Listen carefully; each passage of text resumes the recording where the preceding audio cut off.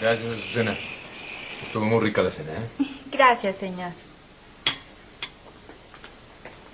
¿Te parece bien la idea de que Abigail te ayude? Sí. Si ella no tiene ningún inconveniente, yo tampoco.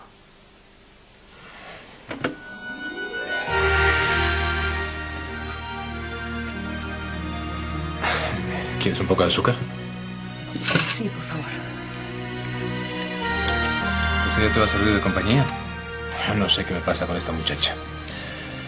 Me cae tan bien. Siento unos deseos de protegerla que...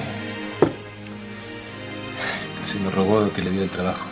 No me puedo negar. Está bien, Marco. Te agradezco mucho que se lo hayas dado. Yo estoy algo cansada, mejor me voy a retirar. ¿Quieres que te lleve a la recámara? No. Gracias, puedo sola.